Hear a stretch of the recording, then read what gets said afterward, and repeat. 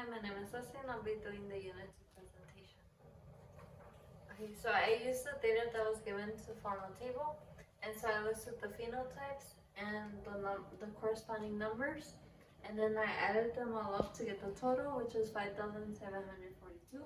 Afterwards, I found the classifications of each. So I found the non-crossover groups, which had the highest values. And then I found the double crossover groups, which had the lowest values, which is 100 and 140. And then the single crossover groups, I did single crossover group 1, single crossover group 2, based on like how close they were to each other, the 400 and 420. And if we like put them together, the A plus C and then plus B plus. And the same thing for single crossover group 3 and single crossover group 4. 970 and the 1010. And then to find the recombinant classes, which we already found, this is how they look together. So like A, B, C plus plus plus. And then I just added the totals of those groups. And so that's basically what I did. And then afterwards, I determined the gene order.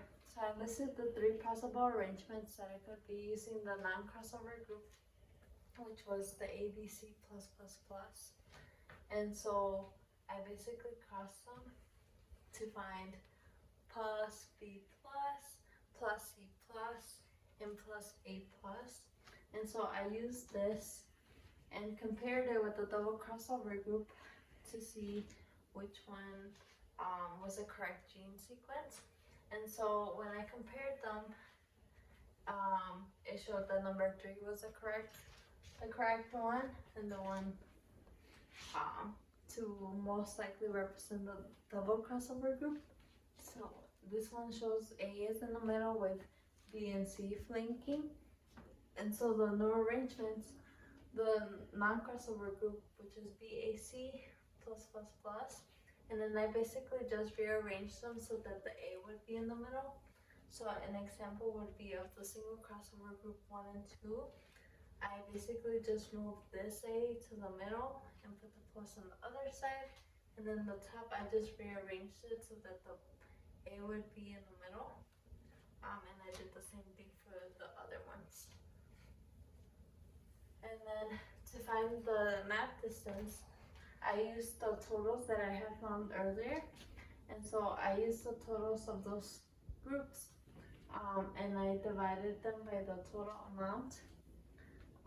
So for the non-crossover group, I got 0.47, and I multiplied them by 100 to find the percentages. So non-crossover group had 47%, the single crossover group 1 and 2 had 14%, single crossover group 3 and 4 had 34%, and the double crossover group had 4%. So single crossover group 1 and 2 tells us the crossover between B and A. Single crossover group 3 and 4 tells us the crossover between A and C, which is 34%. And then to get the distance between B and A, I added 14, which we got here, plus the double crossover group, which was 4. So 14 plus 4, which gave us 18 map units. Then to get the distance between A and C, I added 34, which we got here, plus 4 from the double crossover group to get 38 map units.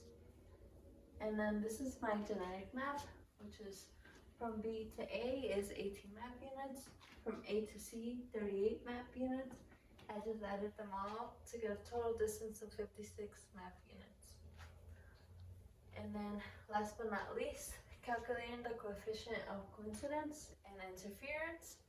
So here I wrote down the number again of the observed double crossover, which we got was 0.04.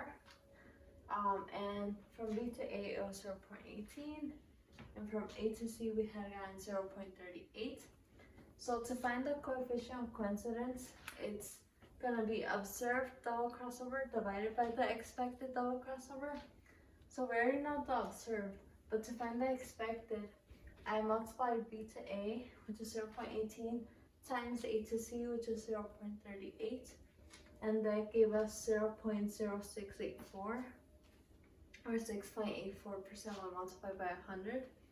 And so I plugged the numbers into the equation, and I got 0.585, which is a coefficient of coincidence.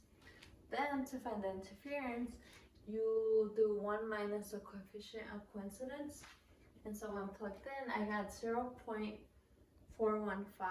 And what that tells us is that there's positive interference, which 41.5% less double crossover groups occurred than what was expected. Thank you.